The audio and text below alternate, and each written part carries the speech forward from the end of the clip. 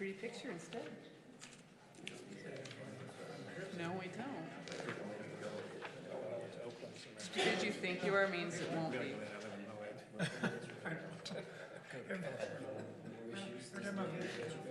And if I didn't know it was Mercury, I'd say that's still saying. It's a beautiful place. Yeah, I mean, yeah. And I don't really, anyway. All right, so we have a quorum, so let's call the meeting to order. And there are no minutes. I didn't see any minutes. So we don't have September. So just because I want to make sure everybody on the board knows too, you aren't just taking care of this board. You're doing county council minutes and planning commission minutes. So, okay. And then the other thing we need, the first meeting you did was September's, is that right? Mm-hmm. And so when Joey was doing September's meeting, the recording didn't work. And so she has some notes, but she really needs all of us to send her some things for those minutes because she can't do the minutes in full for that meeting. So, right. So if you want to have input into those, it would be very helpful for Joey to make sure she's not missing things. People could dig up their notes from that meeting and send anything that you might have been particularly paying attention to so that we can make sure those are as complete as possible. So we will look forward to minutes, a whole bunch of them all at once the next time we meet. Okay. So we are on to citizens to be heard, and we have a couple citizens. Anybody want to be heard today? Okay. And since one thing I would like to suggest, because Rosemary's not in the room yet, and Orion's here, and I think you're here for a particular agenda that's under new business. Can we swap new business and old business today? So that Orion doesn't have to hang out through all the pain and agony of a whole long agenda item? I'll make that motion to move the agenda. Okay, we have a motion to move to swap. We have a second. Any further discussion? All in favor? Aye. Okay, so we're going to swap 6 and 7. Board and staff reports. Anything we got?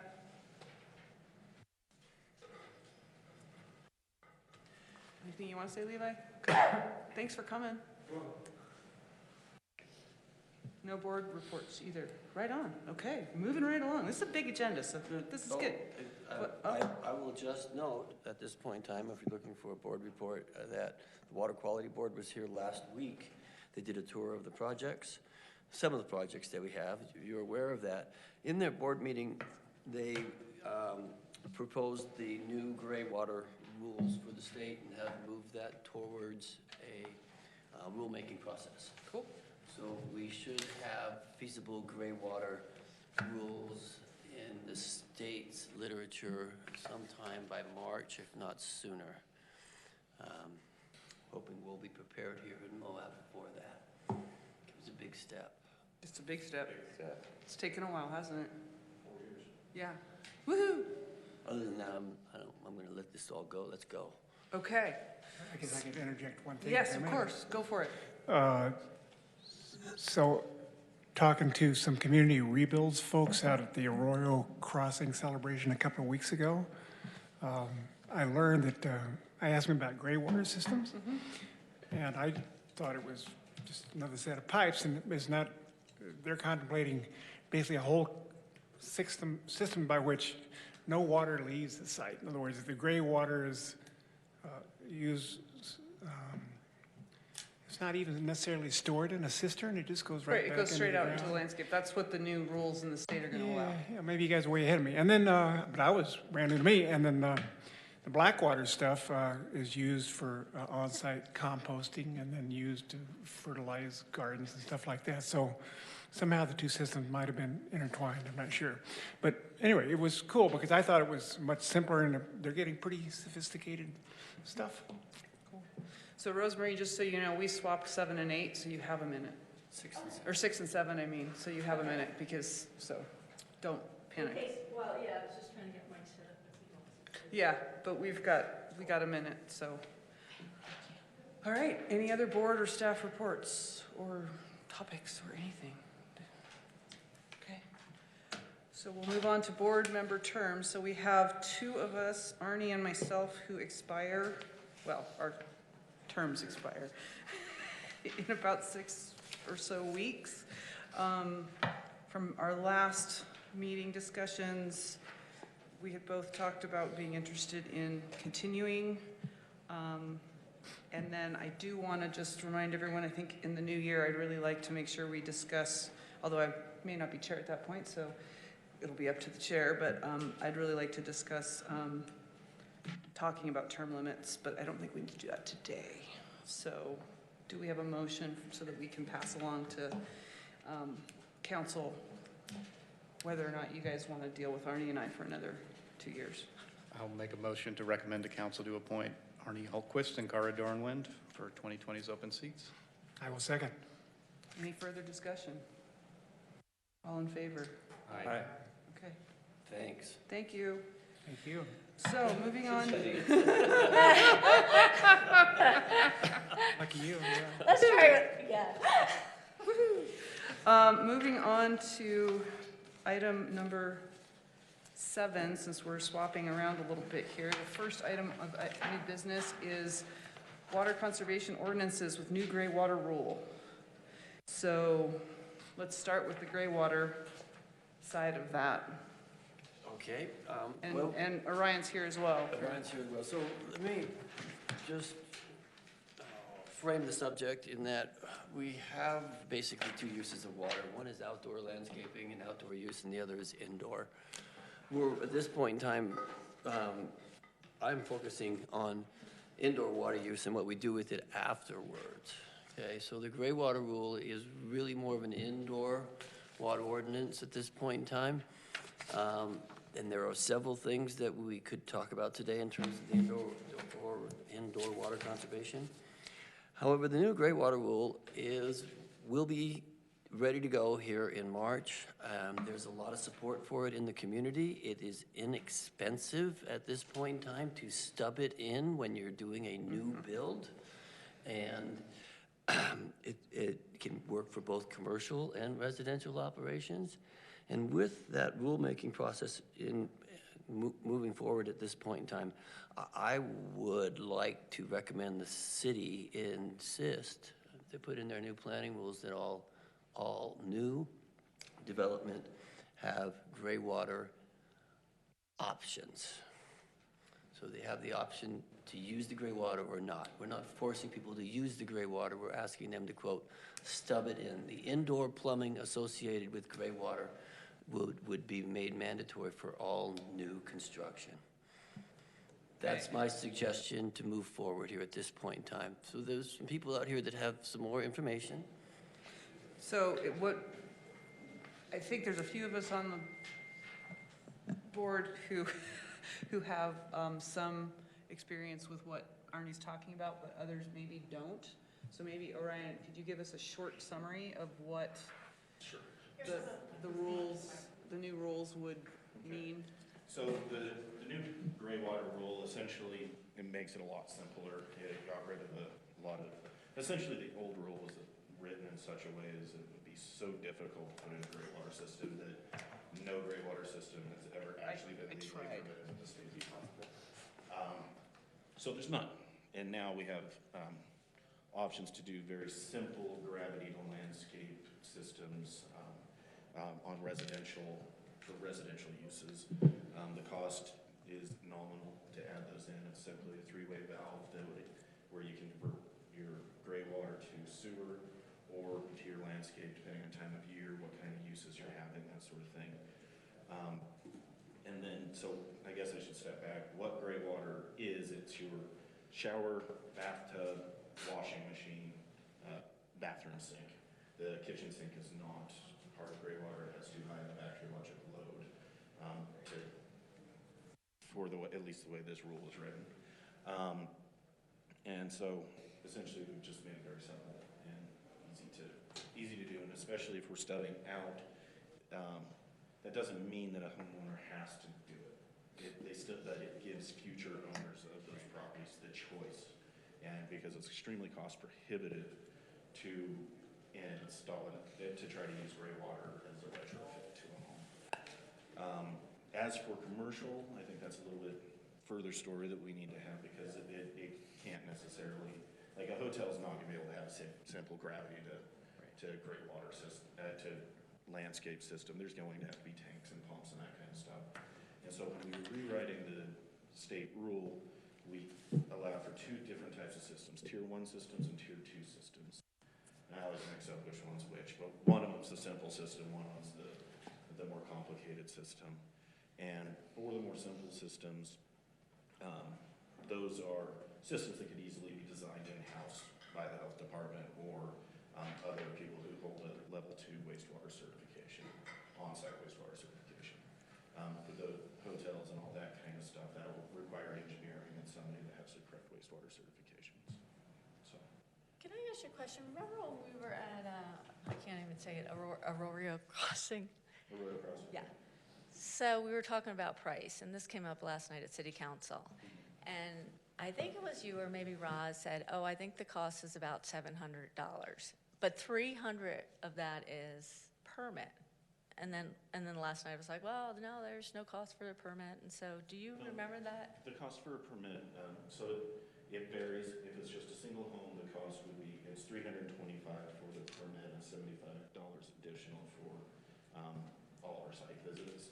However, in a subdivision setting, the costs do go down for getting multiple homes taken care of. So that permit's only required if you choose to use your gray water, not to stub it in. That's a good clarification. That's once you decide that you want to have gray water in your landscape, and we have to design the overall absorption area based on the size of your home and that sort of stuff. Yeah, so that wasn't off 700. Yeah, no, 700 if you want the actual Yeah. permit, but it's a few, Yeah. somewhere in the few $100 range to stub out a home, and obviously it's gonna depend on size of home and all that. Okay. But it's pretty much just a valve and some extra pipe. So we're talking single-family homes is relatively simple.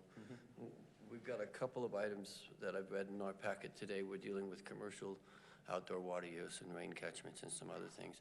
Are you suggesting that the commercial use for hotels for outdoor gray water might not be the best scenario for them?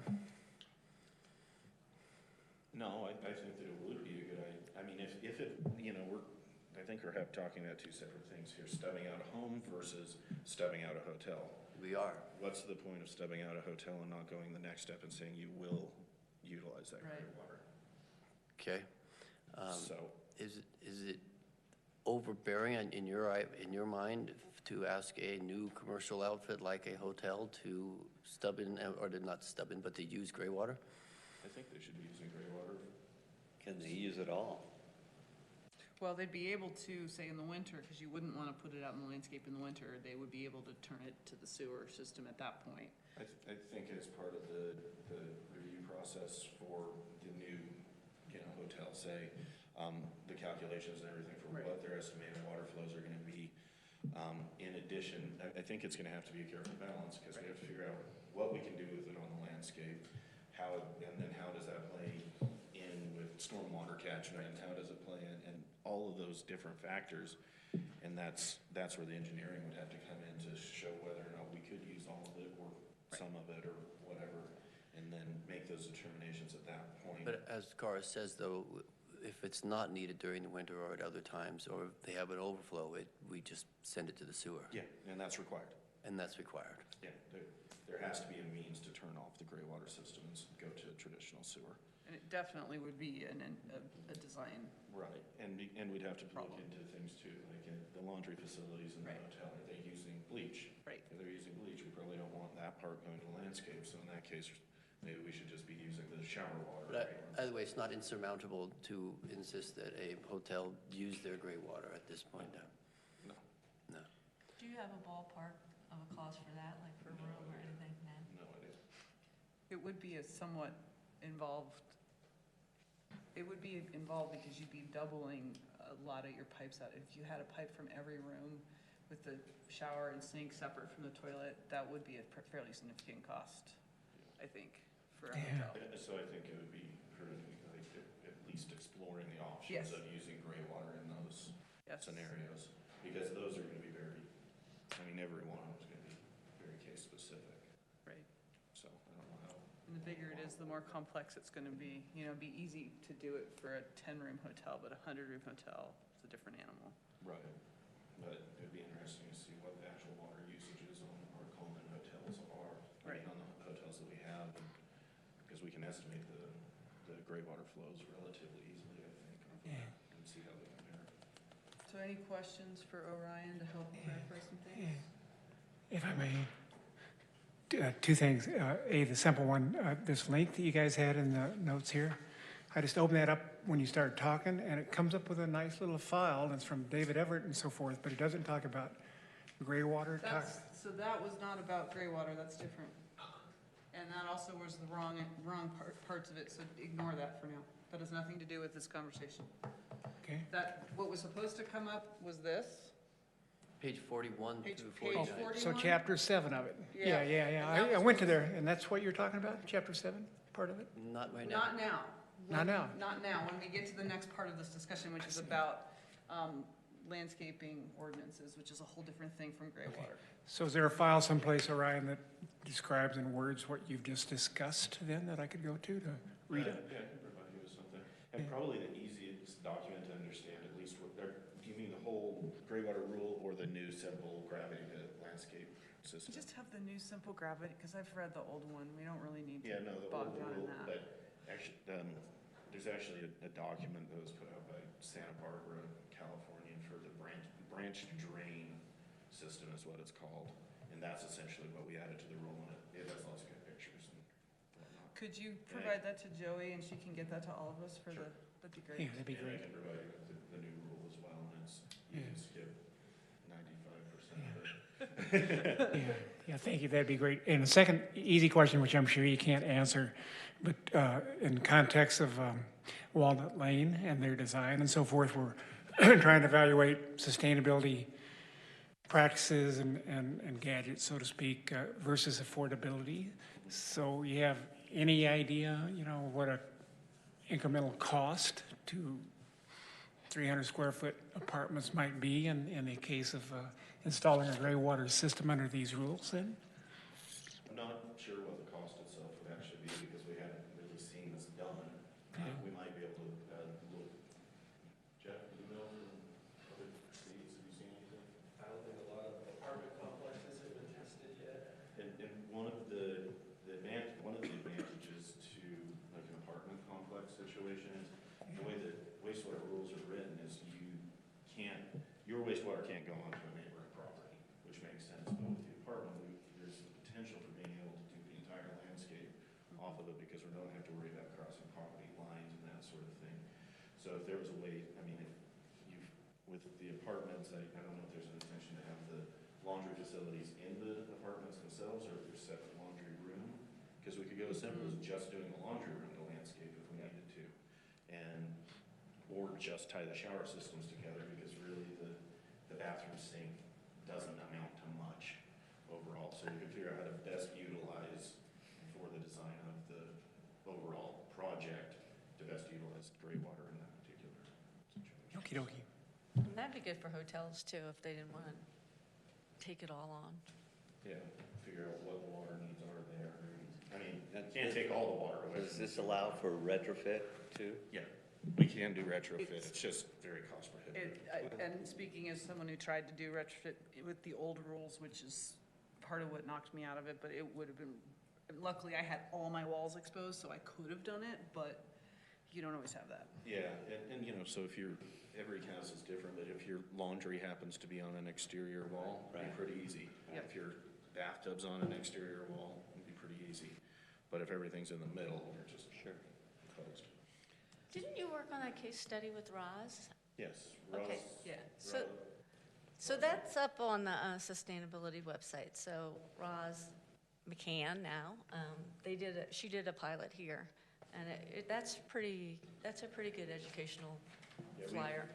We have two sites here now that have these systems in place. With the wastewater rules, there's a section for experimental systems to allow for new technologies to come out. And we were very unique in Moab to be able, well, not just in Moab, but because there's a sewer connection, that was the key. Because we can always turn it off. There, to do an experimental system, there always has to be a means for a traditional, already permitted type of septic system or sewer system in this case.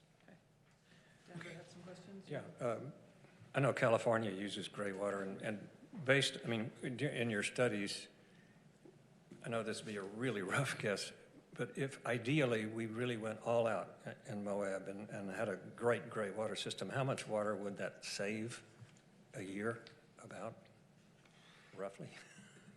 I'd have to get with some folks and figure that out. You can figure, I mean, 50 gallons at home per day is probably. That much? That's what we figured for Ross's. So it's substantial. It's then. substantial. Yeah. I did the counts at a state level. If the entire state did gray water, it would be the equivalent of approximately the Schofield Reservoir, like, which is, I think, our third largest reservoir. I mean, that's assuming that everybody does it and uses 100% of it, you know, so it adds up to a lot if we do it at scale. Thanks. Okay. Any other questions for Orion? Thank you for letting us put you on the spot. Yeah, thank you. No problem. Been on the spot a lot recently. So what are people's thoughts in regards to this? We don't have it on here as a action item, I don't think, but, Well, yes and no. There was an action item under 6, I believe, and there's a resolution associated with that that could be added to if we Arnie wanted. really would like this to be an action item today, if you can't tell. So I don't know what the rest of the board's pleasure is, if you want some more time to think about it for our next meeting, if you want a little more information, which Orion can provide, that Joey can get out to us. What's your, are you thinking under 6.1? I'm thinking under 6.1.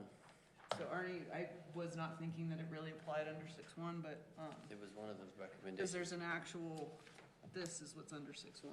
It's correct. Which is not strictly just that. That is correct. So I don't know what the board, so anyway, what do people want to do? Or what kind, do you want further discussion on this? You talking about 6.1 or 7.1? We're talking about 7.1 at the moment. We're talking about gray water rule, what I Yeah. believe Arnie really wants to see us have the city, make a recommendation to the city that they, Incorporate gray water rules into their planning code. and more expressly to make it a requirement in new residential construction at minimum. So I don't know if this is something you guys want to, I mean, Arnie's had more time to think about this than most of us. I need more time to think about Okay. it, especially if it's mandatory. Right. Well, you're not mandatory to use it. You're But you're mandatory to mandatory to stub add, it in, to stubbing it in, but still, which is a that's, couple $100. Yeah, right, but, I heard more than that. Couple $100 to stub it in, another $400 if you want to use it. So you don't have to use it if you don't want to. so, System outside of the house is what requires. right, okay. That seems like too big a I'm deal with- to me to do right now. I mean, Arnie, I'm sure it's a good idea, but I hadn't really thought about it, making it mandatory to do I that stuff. agree. I would very much like to read and get comfortable with it before I vote on it, because it has to be stubbed in, it's a cost, and it gets into Right, all our affordable housing stuff and Rosemary's stuff and so on. So I'd be happy to tackle it next time when I have a chance to think about it. okay, hang on. I won't push against anyone who wants more time. I'm comfortable with what Arnie's recommendation is. I would maybe add to that, and we can wordsmith this, but consideration of an ordinance requiring consideration, whatever that means, of commercial hotel gray water use in new construction, some sort of process that pushes that forward as well at the same time. But you're comfortable with it now? Mhm. And, you, I would suggest that the group go on a tour of one of the systems that we have. Roz is always open to letting people come see what she has on her property, and it's matured at this point. To Right. be able to show you what you can do with that gray water. And it's, we showed the water quality board last week, and people get excited over seeing how it actually works and how very simple it is. So that's something that could or could set it up for us. If I can make it, I'd love to. Yeah, me too. So it sounds like we've got 3 wanting a little more time, a couple wanting, comfortable with moving forward right this minute. I'd like to suggest maybe if, Orion, you can get Joey some of that added information. We put this on the agenda for the next meeting as a discussion and action item. And then that way, we don't have to act at that meeting if we're not ready yet, but everybody could get a little more up to speed. So I think it's important we're all on the same page with it and at the same, and a good understanding of what we're asking for. Does that work for folks? And I'll send the case study Sorry. to Joey too. Feel what? I'll send the case study to Joey too. Okay, good. That's really good. Yeah, because if we could just have a packet of information that, Site visit would be good. yeah, and if we can pull that off before the next meeting too, Yeah. that's great. If we can't, I think even the case study and things can show a lot, for sure. Sorry, Arnie. It's all right. Gotta go. Don't need to stay anymore. So, the second part of this item, if you could bring up the stuff you have on the computer. Unfortunately, when I told Joey pages 41 to 47, I meant the document pages, not the PDF pages. So what she printed out in your packet is irrelevant. So you can use that as scratch paper or fire starter or whatever you'd like to do with it. Arnie's gonna get this up on the screen, but I think another thing we need to be talking about, and this is kind of going a little, since we're doing the VCAP stuff, after we do this, we're a little back and forth, but, so I happened to catch wind of a proposed, Spanish Valley water efficient landscape requirement that, San Juan County is looking at, as part of their planning process. And I'm not saying we need to adopt this, but it seemed like a place to start. If this is what is being considered over the county line, it seemed like understanding what is being looked at and working from there might not be a bad idea. But I do think, you know, we've talked with the VCAP stuff and other sustainability stuff, and also talking about water conservation, I think really looking at water efficient landscaping requirements of some kind is worth doing. So this one, if you scroll down, they have some design standards that involve things like areas with slopes greater than 30% shall be landscaped with deep rooting instead of lawn, that kind of thing. They get into some pretty specific things in here. I haven't had a chance to read through this and really get into this. I think there's some things, for instance, this one I don't really agree with, soil preparation. Basically forcing people to include scarifying the soil to a minimum depth of 6 inches. I mean, there's some things in here I don't agree with, personally, just from my 20-odd years of experience dealing with landscapes in this community. But it seemed like a place we could start and throw things out and look at it and go, hang on a minute, what do we want to be recommending? If you keep scrolling, go to the next page. Has some irrigation design standards. Again, there's some things in here I'm not totally sold on, but this is really detailed, and I'm not sure we want to get this detailed, but it seemed again like, okay, this is a pretty end of detail and constraints. If we keep going, it then gets into new single family. It actually has things requiring certain things related to turf. It's like I said, it's got some extreme things in here. I'm certainly not ready to work on this and say, yes, let's recommend this to move forward today. But I figured this was a good place to start some discussion about what it is that we as a group think makes sense for the city to be talking about. So. And honestly, that's consistent with the VCAP. So one of the things in the VCAP and one of the things we brought forward last night was have some consistency between the Right. Grand, the city, and San Juan. Right. And because at the VCAP, they were saying how they were working on this, and Right. Arnie and I saw it briefly. And I think it could, you know, the other thing is, I have no idea if this will actually pass in San Juan County either. So, I mean, I don't know if how much revision this will happen as it goes through their public process. I thought it did pass. Didn't he say it passed, Arnie? I don't. What I pulled this document from was from an agenda, not from minutes and not from and it hadn't been voted on yet. So, I don't think, I think it could be premature to, but it's a good time for us to start talking and decide what makes sense to us so that then we can see try to have as much consistency as possible. So, is there any, I think it would be good for the next, we only got this a week ago. You got this agenda. I don't know how you guys would like to proceed, if we want to. I have an idea how I'd like to. How would you like to proceed, Arnie? I agree with you that there's some of the landscaping in here, it seems a little more dogma and unnecessary and might actually be counterproductive to a healthy landscape. But on the other side of the coin here, what they're saying here a lot, I'm pretty sure my house probably would not fall into this category, because even though I have a very small lawn, okay, I still have a lawn, and I believe it's about 10, well, maybe it might just make it. My house would probably work, and I like the way my house looks. Other than that, other than the issues that you brought up with it, I like the requirements as they are, and would be fully supportive of you taking out what you feel is actually counterproductive to a healthy landscape and moving forward with something very similar to what San Juan County is proposing. And I would be happy to take this as a first stab at it and basically with track changes on, provide a document that can show you what I think might work better. I haven't had time to do that since I caught wind of this. But I can certainly do that probably, depending on if we have a December meeting or not, maybe before the next meeting, definitely before the January meeting. That would be great.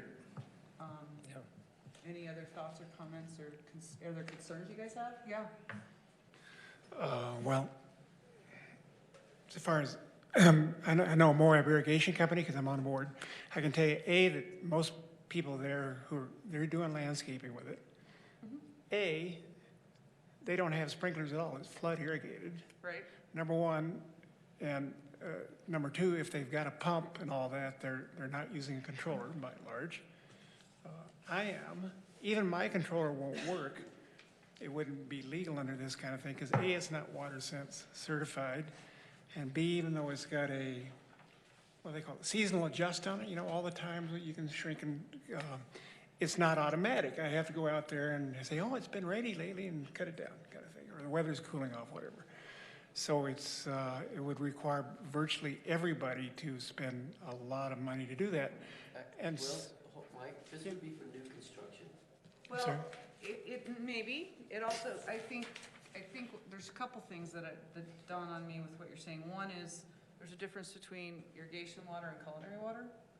I'm talking about irrigation water here. Right, I know you are. Yeah. And so what I'm saying, what I would be proposing on this is if you're using culinary water for irrigation, there's a set of standards that are different from if you're using irrigation company water. Because there's some technical issues, because irrigation company water, you can't use certain valves with that. You get too much dirt. You can't force drip onto people because the filters they're gonna have to use and the maintenance they're gonna have to do on that, it isn't gonna work. So I think you can have some things that are different for culinary versus irrigation company water. Yeah.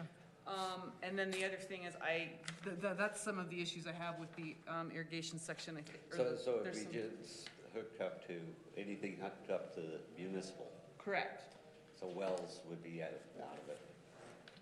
possibly, Well, yeah. I mean, they could be, and that's up to us. That's That's up to us. Well, it's up to us Well, to it's up send to a city recommendation council. and then city council to. Right, follow but up. that's the kind of discussion we need to be having, is what and so, if it's not applying to irrigation company water, if it's not applying to well water, or if it is, and then what exactly is in it? And I do think there's some of this that is a little over the top. But, So just, in our area, smart timers aren't gonna do much for you, honestly, but that's a different thing. so I'm just thinking ahead from a council's point of view, if we were to try to implement, these are all worthwhile goals, okay? And it's where we're headed in the future if we really want to get serious about conserving water. But we would probably, if we were to write a rule like this, we'd phase them in over a respectable length of time, maybe provide incentives, cash incentives, or something to get to encourage people to do this kind of thing, which means spending public money of some sort, which might be just fine. But Or getting a grant and having that grant set Yeah, yeah. aside. That's what we were discussing last night. Either, you have the fees that you can change, or you can go for a grant and say, this grant is going to be to subsidize commercial this much and residential this much. So that's an option. It'd be nice when we look at these things too, to really connect where the rebates are, because it's always like, they get the permit, then, it's a couple months later and they're looking for a rebate. It'd be nice to put that financial stuff right with these regs to say, yeah. So when people are really if they are upset about the regs, they at least know it's not going to be as expensive as they think. Right. Yeah. This is all pretty new. It looks very extensive. I wonder if, It's only 7 pages. It's not that bad. no, it's not reading it, it's doing it. Right. And I'm wondering, I don't want to give the city council something that's going to get them all unelected. I mean, seriously, if there's some hot points in here. Well, the process for this, and Carly, correct me if I'm wrong, but I believe the process for this would be if we came up with something that we thought was advisable, we would recommend to the city that the planning commission take this up. They would need to be looking at it, because it would have to go through the planning department, I would imagine, to fit in, and they would really look at how does it fit in with the rest of code, because you can't just say, oh, here, take this, and you don't Yeah. really understand where it's fitting in the whole structure, and then it would go from planning commission to the city council. So it would have a very long process. This would not be a quick thing. Good. I mean, actually, that's, I think, what I'm asking for is a little time, and if Rosemary could somehow get it out to the community, so we'll know if there are any violent objections to any of this. I don't think before- we aren't gonna know, I mean, That will happen after, Yeah. so after it goes to planning, they'll have like a public Yeah. hearing, and so it will get vetted with the community. Yeah, Okay, as I part was just of the thinking at process. some point, there's got to be somebody that's oh, yeah, no, opposed to some of this. So the process at planning commission would be, planning commission would look at it, and they would determine, and the planner, the city planner, they would determine how it fits in the overall fabric of the city code. Oh, okay. Then it would go through a public hearing at planning commission level. It would then get passed on to council with a positive or negative recommendation, and then the council would also probably, I believe, have to hold a public hearing, and then it would either pass or fail. So it has lots of time to get torn apart. Great, so we're not just blindsiding people with No. a bright idea. No, no, I mean, no, which no. is, And, that's and good. it would also get vetted with engineering and the water Right. department. Yeah, and something, I was just briefly looking over it. I mean, it is only 7 pages, but it's pretty technical. Yeah. I'm sure it has implications Right. citywide. This could take a year, maybe more time. That's my suspicion. If all we were doing for like water board, this is easy, and maybe this is how you want to spend your next year on these, or you want to find some priority parts that you start picking it out, over a couple years. Yeah, so it would be intensive. Staff would have to vet it. Right. Planning department, city council. We'd be coming back and forth to you for refinement. It wouldn't just be that Right. necessarily you toss it up and then you're gone. It would And be I pretty wasn't intense. proposing either that Yeah. this would be voted on today. To me, this is the beginning of saying, do we want, and I think if we have a meeting in December, we really should be setting priorities for 2020. If we don't, we need to do that in January of 2020, is really set our priorities for the year. So this is something that may well want to be a priority, or there might be something else we want to do. But it did seem timely that I caught wind of this through the planning process that's been going on in Spanish Valley, and the fact that we've been talking about this kind of thing as well. I think the VCAP study more or less earnestly recommends that we do this. Yeah. And we better get started now. I just didn't know we were going to take a sudden action. No, it would not be sudden. There's nothing sudden about an ordinance. There's absolutely nothing. Or a plan. No. So, yeah, so if it's something that makes sense, I'd be happy to put some time into doing a first stab at what I think doesn't apply to this region very well, and maybe making some comments of like, this is something we really should think about, and. That'd be a really good start, I think. Yeah, that'd be good. So I'm happy to do that before the next. So another thing,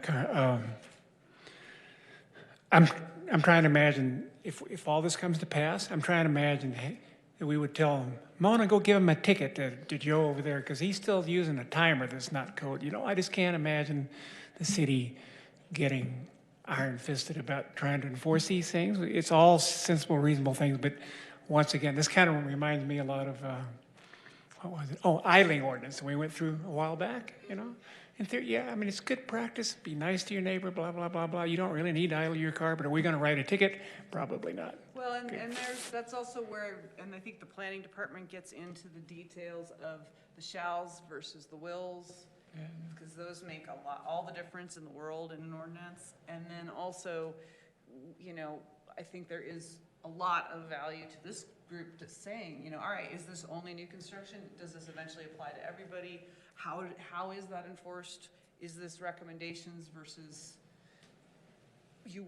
versus dictations? Like, what is it? And I think that's part of a much longer conversation that will be more than one meeting's worth of time, I suspect. Because I can tell you who's gonna show up for a public hearing like this. There'll be one crowd that says, oh, this is a great idea, I was already gonna do this anyway. And you're gonna have another crowd that says, what the hell are you guys trying to do, telling me something more I'm supposed to do with my life? Nobody likes to be told what to do, okay? So it's gotta be pretty broadly accepted anyway.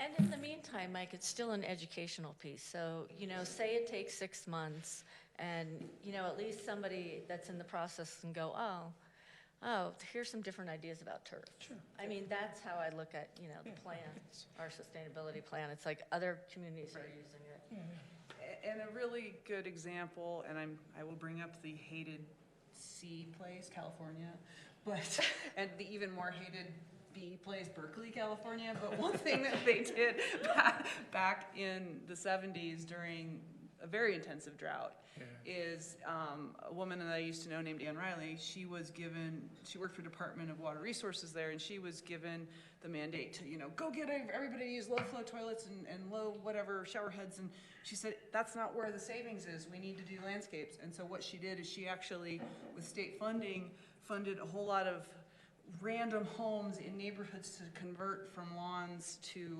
native landscaping. And if you walk through those neighborhoods now, there isn't a lawn anywhere, and it actually looks like the place.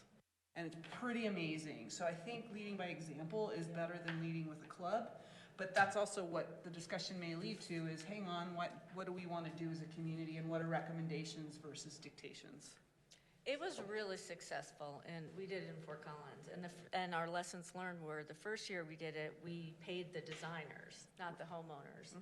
And when we switched it around and paid the homeowners, because a lot of people were like, well, I don't have money to hire a designer, but I would do it, then the participation like doubled. And even just looking at the landscapes in this town in the last 25 years, they've changed a lot since the first water-wise landscapes were put in about 25 years ago. You don't have lawn everywhere happening. It's very different. So I think this can be a really good positive discussion. And I think, you know, starting with what they're working on in San Juan County and then deciding what do we want to make mandated versus recommendation is a good place to start. So, okay. So let me ask you guys, there's one other policy that we could pursue if we wanted to, and that is we're already employing, correct me if I'm wrong, Rosemary, a tiered water rate. In other words, the first 1,000 gallons or whatever the number is cost some minimum amount of dollars per 1,000 gallons. And the next bunch is more amount of, so would you, in order to encourage conservation further, would we ever want to consider diddling with these rates? We do want to. Rachel actually is, Rachel, our finance director, she is looking at these water rates and they're having a study, and so she had asked me about it, and I said, well, I could bring it to the Water Conservation Board and get some feedback from them, because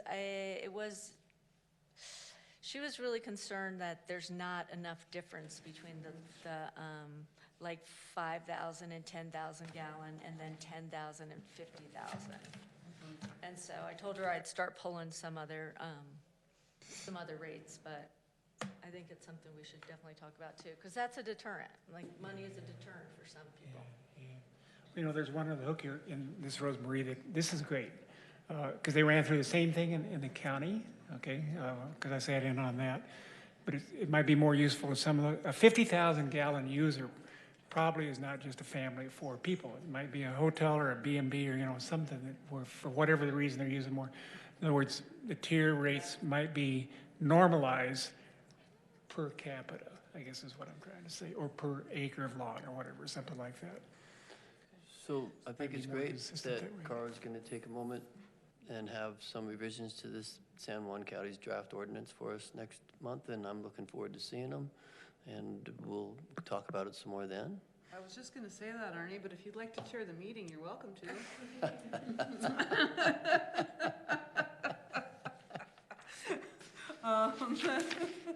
So, are there any other things related to water conservation ordinances? Outdoor, Gray water, this is outdoor. yeah, outdoor water conservation. That you guys want to talk about today, or should we just plan on having a gray water with an potential action item next month, and then an outdoor water ordinance discussion next month? Anything else, or is that good for the next? Okay. So, moving on to what I'm now extremely confused about, item with all of these different pieces of paper where I don't know what to look at for revising this fact sheet. I'm kind of wondering with all the other items on the agenda if we should do this at our next meeting, or if we want to try to get through this right now, because I didn't get to look at anything you sent to me, Mike. We can wait on it. It's no big I rush. don't know what your thoughts are, Rosemary, because I'm confused now as to what I'm supposed to look at and what's the same as what, and. Well, Carl, if I may, Yeah, I would be pleased if you guys would take a look at the easiest thing to look at, which is a simple water fact sheet I made. Actually made it for council candidates who are up for reelection, and I wanted them to get smarter about water, so I gave them. the quick one. Yeah, the real quick one, because that was real pretty basic stuff, and I'm sure you guys can offer improvements to that, because I'm trying to start with, the kinds of things that knowledgeable council members might tell their constituents about how water works around here. So, I think that's a really good idea. I was thinking about this before I came to the meeting, and I thought, this is for us. I mean, the blue and the yellow, I mean, that is pretty technical and down in the weeds.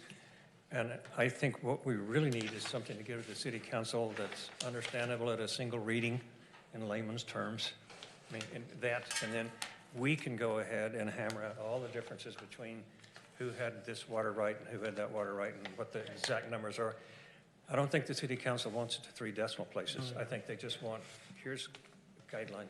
And that is what this was supposed to be. Oh. So we have a little bit of duplication of efforts here, but they're different. They are different, and I think, Mike, I really appreciate the separating them out, because when the Moab water facts started, it was just supposed to be a simple educational piece, and then as different cooks got in the kitchen, it was like, okay, well, let's make this more accurate, and let's add this, and then it got too technical, so now this is not a simple educational piece. So, I think it's good to have both, so yeah, I think we should. What I'd like to do is, Jeff was one of the main authors, so was Arnie, myself, you. Me? If the 4 of us wanted to get together over coffee someplace and kind of hash through parts of this, because I think the main thing I Are you did talking was, parts of this or parts of, no, the facts, the This. table in particular. so which And the one? No, that table, This one, that okay. table. So this- Updated the table, yeah, So this one we'll deal with not in today's meeting. correct. Okay, we'll deal with this in Let's today's deal with, meeting. yeah, 'cause this one won't take long to Work go for through, people. it'll be really useful. So I this don't is have the it printed out, one. man, look on yours. Sure. And if I've got an extra copy if anyone in the audience wants one. This. We can, well, Oh, I can put it down. yeah, by the way, Joey, I copied this guy onto, I shared this file with a bunch of people, and it's supposed to be viewable by all city people, that would be you. So can you, Rosemary's pulling it up right now. oh, okay, that'd be great, that way all these guys can read it. Yeah. Okay, so I think we can go over a couple of these without having it in front of us, because the first one, where does our drinking water come from, is pretty easy. There it is. Ha-ha. When technology works, it's great. So these came from, where did these questions come from? Out of my head. Your head, okay. Fair enough. I'm trying to place myself in this standpoint, somebody up at a KZMU or a League of Women Voters debate. and somebody starts asking questions about water. And so a simple digestible answer that they could answer them with. So where does our drinking water come from? A world of people think it comes from the river. No, it doesn't. Okay. So that was the first one. From rain, snow melt and rain falling on the west side of the mountains, not the river. You know that we need to read Yeah, every so- single one, but does. Okay, we can skip the rest of it. No, So no, no, no, no, I'm any- just, we don't need to, like, Okay. no, I'm saying we can go over every question and answer, but I don't think we need to Read it out. read it out loud to everybody. Is Okay. there anything that people feel like is missing from that first question, or is it too oversimplified, or is there, what do you guys think? Is this acceptable as it is? I think Mike ought to read it and we ought to do it. Okay, let's do it that way. I mean, This is it's just good. me. The problem is, we're already at 10 to 3, and I can't stay till 6 o'clock tonight. I can't do it. Okay, well, that's just So, me, if you guys want to. Well, You know, we need I to mean, be it's done by pretty 4. straightforward. I mean, it's I pretty read it. straightforward. Cara, I might suggest that all you guys could just take it as an action item at your convenience when you have time. Just kind of read it. It won't take you 5 minutes to read. It's pretty straightforward. That was the idea. And then we can entertain questions and improvements at the next meeting if you like. There's one thing in that I think is helpful at this point, is that Mike just kind of glossed over the, where the water goes into the aquifer, whether it's a mountain flow or at the golf course. And I think it's really great that we don't get into that kind of a discussion here. It'll just confuse people, and it does not matter right now. Right. It will in the future, but for right now, they just need to know this. Well, and I think that from what I understood from how Mike put this together, this was about most basic information. It doesn't come from the river, it comes from, Yeah. you know. No, I think it's very good. I like it. I mean, is there anything, for those that have read this and for seeing it appear, that you take some serious issue with, that Mike should work on a little bit? Is there anything that, Yeah. yes, go for it. Does the city have enough water? We can answer that question right now. Well, We have enough water for the flow that we have here today. yeah, we have enough.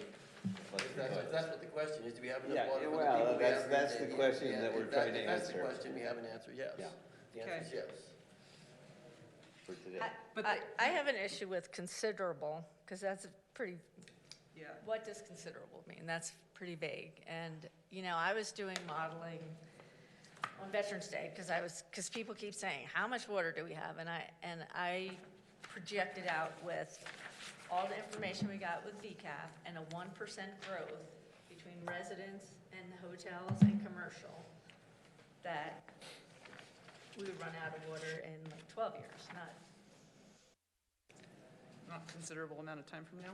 yeah, I don't think that's a considerable amount. So that one Yeah, needs yeah. some more Yeah. work. So where Yeah, so I my, think considerable is too So subjective. if that is the question, Mark Stilson, the Division of Water Rights staff, stood in front of us 2.5 years ago and said, Moab has enough water for at least the next 10 years. And if you just want to quote him on that, I think that's the way to go, because he is the person that is actually the one responsible to make sure we don't over-allocate our aquifer. And that's where I would go at this point in time, and he said that 2.5 years ago, almost 3 now. So at this Just point in because he time, said it doesn't get it on paper. So I think, I would just say it's a, Good question. there's a lot of variables, and that's a very difficult and we question don't, to and we don't answer. have an answer. And so to say that Mark Stilson says, well, that's one way we can answer this. So I guess this is what I was trying to get at for this discussion, is are there other questions that people let me have an issue respond with to the answer? Rosemary's Yeah. complaint. I would say any question that has an answer that says no or yes or nobody or everybody should be Yeah. okay. reconsidered, at least in terms of the terminology. If we look at the back, where it says in practice, we'll take it a year at a time, I would like it not to say that. I would like to say something more like we'll have a long-term vision and then we'll address things as they come up. But Different copy than usual. there are a couple terminology pieces. Warmer, I would prefer change to hotter and drier, just for the sake of consistency with broader understanding of how climate is shifting. But yeah, anywhere there's a no or a yes or a nobody or everybody, I think we should just relook at that and see what it should say. Okay. You gonna be a politician, Jeremy, or something, or what? I mean, like, Doubt it. I just see Wait a that minute, first. but we do have to share the water. I mean, one of those yes answers is correct. I mean, like it or not, we don't own the aquifer, and San Juan County can stick a straw in it, That's right? the one yes that I looked at and I didn't circle, so but we should still look But at it. I think what Jeremy's getting at is being very intentional about when you use a straight yes or no versus a more Yeah. nuanced Okay. answer. And, It's telling what people what to think versus giving them information and Right. allowing them to determine that themselves. yeah, I think that that's a really, any other, because I think those are the kind of go ahead with. if I may, so I want to clarify the original statement. Per paper, does the city have enough water? Per paper water rights? Yes, with considerable room to grow. I said that because we presently use somewhere north of 2,000 acre feet per year from wells and springs. And we got about 10,000 acre feet of rights. But Paper rights. I think part of the issue with, what I see as the issue with this answer is you're wanting this to be simpler for a more simple discussion. That is immediately bringing paper and wet water into the room, which are not things people understand or might be familiar with the difference of. So I think that's a reason to maybe rethink the answer to that question of what are we answering?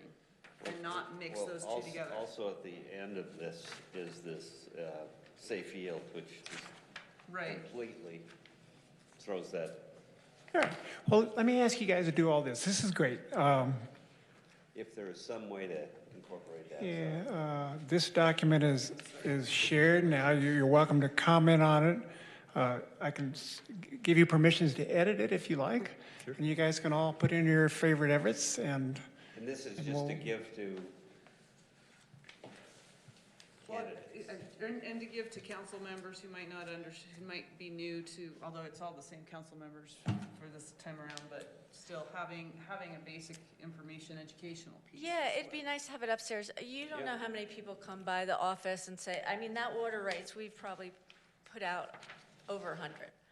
Especially when the adjudication started and people were trying to do their permits and they were trying to get it. And then a reporter's doing an article and then it's, oh, could you answer this and that? And so it's nice to have something up there for people. So I'm gonna propose that a piece of the minutes, Joey, from now on be homework for the board. And I think homework for the board for this next meeting is to, now that we all have this shared to us, before the next meeting, get some comments back to Mike so that, and you don't have to then answer every comment or document all of that, but you can just then take those comments and maybe we redraft this, and then that'll also mean we'll have all read this closely enough that we can then have another discussion about a revised version. Okay. Does that work? That's peachy keen. So I'll go home, and before the afternoon is out, I'll change permissions so you guys can edit it, put tracking on so you can see what's going on, blah, blah, blah, blah. Okay. And then we'll And then have send that it out next to time. everybody. But I think that could be a really good way to make this, and then I think, Rosemary, if you could really think about who is this for? So that we can keep this and this as complementary pieces as opposed to competing pieces. And so this might be the beginner level and this is the intermediate level or something like that. Does that seem like it would get us two useful documents? Okay, so does that seem like a good way to move forward on this? Yeah, and can I add something about, so that, not to confuse the issue. So remember last, Oh, come on. we Go can be for it. consistent. So last month, when we were looking at the water Moab facts, one of the issues was nobody could get all Chuck's comments. And so this page was just where the comments were, and then this next section was the numbers and my responses. Because remember, we were trying to look at Mike's, and people were like, well, let's wait for Mike to be here. Yeah.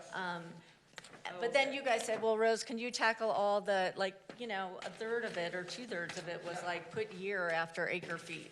Right, And so all that has been done. okay. And that's, So that's this one. That is the new, and this is the new one then? is the new one you have, say, November 2019? 2019. Yeah. And it has rosemary on top? Yeah, Yeah. and then the other thing we talked about doing before is whenever we make an official revision of this, we change the color of this so that way, the blue one was 2018, the teal one can be 2019, that can be an easy way, anyway. So, yeah, so one simple thing might be to, I didn't read Mike's yet, but maybe I could grab Mike's and just, because it seems like a lot of them were the same. You know, Right. like you were, so I could just see what responses were different, and then rather than us going through 22 comments, we could go through 4. Because there were some that I commented on that I thought, okay, I think other people should weigh in on this. And I put those in green. So Okay. the ones that are in blue were like, yeah, that's a simple, but there was a couple in green that I was like, yeah, I think other people. So 8 and 13. I think the green was supposed to be easy, simple fix. It basically agreed with what Chuck wanted to put in.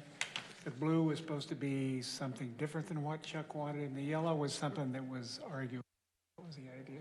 Oh, okay. Rosemary, let me throw this out. Would this be, I don't know if it's a worthwhile use of your time. You're the important one here. If you'd like, I can come by and you and I can go through this table.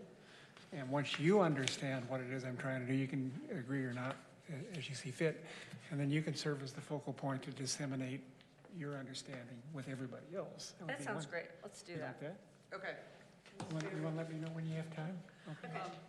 And so maybe, okay, so we'll have this on the agenda for the next meeting, or soon. It could be January's, because, I mean, December's is gonna be here before we know it. And Mike, could you just, go over your color code again? So yellow and green and blue for you, or what? I think green, I used green to He's basically, referring to Chuck suggested changes, and some of them are really easy text changes, and I went, oh, just green splash, sure. The blue was something that was more involved, where I wanted to change a number that maybe he wasn't expecting. And the yellow was something that was Your more response. involved or contentious or, kind of, things that needed more discussion, or more nuance, maybe. Okay. so I'm gonna be gone next week, Okay. week or so. So, So maybe after that sometime, let me know when's a good time for you. all right, so are we good with leaving this to the next time? People good with that? Okay, so good news is that, I think item 7.2 and all of item 6 kind of blend together a little bit. But, so because you've got VCAP workshop report is item 7.2, and then you have some of the VCAP type things are item 6.1, so I think it's over to you, Rosemary. Okay.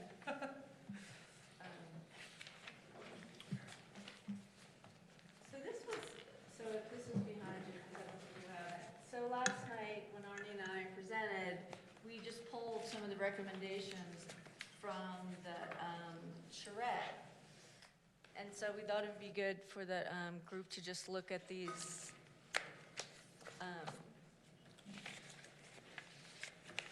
different recommendations based on, how do you deal with groundwater depletion, how do you deal with extreme precipitation, and there was one other category. So, just getting some feedback on what came out of the VCAP study. What is the $45,000 to $5,000? Is that total for everybody or per person?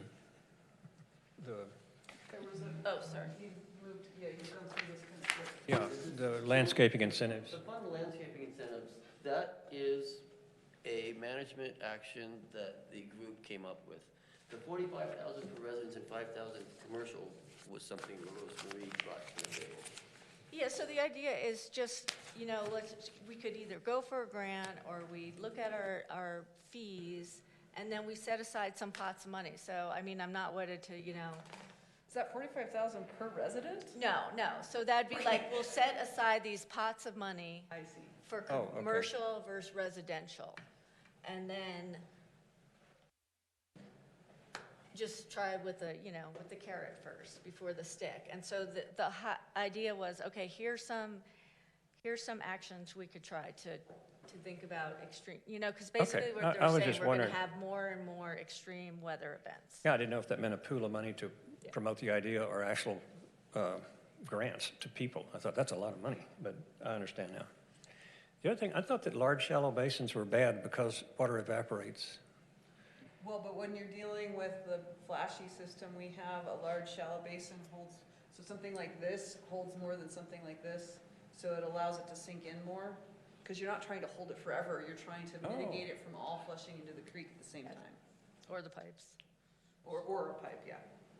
So the idea is for it to sink in and evaporate, and, I mean, you've been here for storm, I mean, I've stood in Yeah. my backyard almost to my knees. Yeah. Because we're now the lowest property on the entire block. So And it's- it does all sink in pretty fast, actually. That would be, I mean, that's a way to, what do you call that, water banking? I mean, that would be promoting us saving our own water. I got it. I thought you meant large pools to just sit there, and I thought, holy smoke. No, it's to help deal with stormwater. Okay.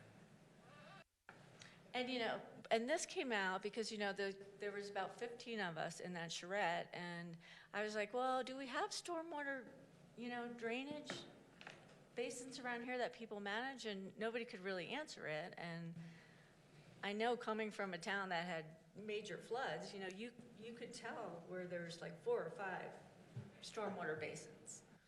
And there are some in the community, but Yeah, like that one across from Old City Park is one, but it's like, does anybody really maintain that? And there's also some drainage systems that, I will call them that rather than stormwater management, that were put in places like Rim Village that have failed multiple times and then had to be rebuilt. I would say talking to people like Levi and others who've had to deal with the rent in the county, the roads department probably would be the main people who deal with it, I think. They would be the ones to really, who would know, like where, and there's some up Murphy Lane that I believe are managed by Grand County Roads. I've seen them mucked out several times.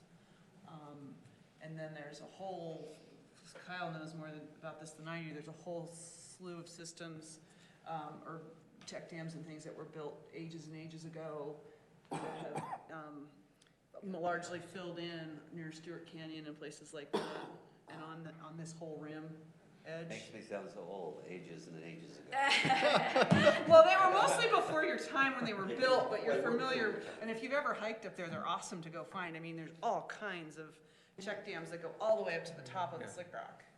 I mean, there's a whole lot of different things that have been done over the years to varying degrees of effectiveness and then in varying degrees of actual maintenance. But some of the ones up the side, what I'm blown away with is there's still capacity in them. They were actually cleaned out in the 70s by the See, you mayor. do know more. I do. Yeah. There's no work in the community, and they sent it, it all has to be hand done. Right, yeah, you can't get equipment up there. No equipment, yeah. Yeah. So, I think there's, CCC, yeah. camps, hundreds. So that kind of is, I think, some of what this is talking about. So Mike, do you remember, has the stormwater management plan come to city council? I mean, have we done one recently? Yes, Yeah. Okay. it was done within the last 5 years. Yeah, it was, I think, finished up just before you, Okay. I think just before you got here. It moved the water faster and quicker out of the system. Large events. It was yeah. Hanson Allen was, it was designed to bigger pipes, move it to the creek as fast as possible. Barney, are you saying like Los Angeles, where the stormwater purpose is to move the water and not flood the city? Or something like this to save the water? I don't, with the bigger pipe, sounds like it's an LA plan where they're trying to get rid of it. That's what was done in the last stormwater management plan.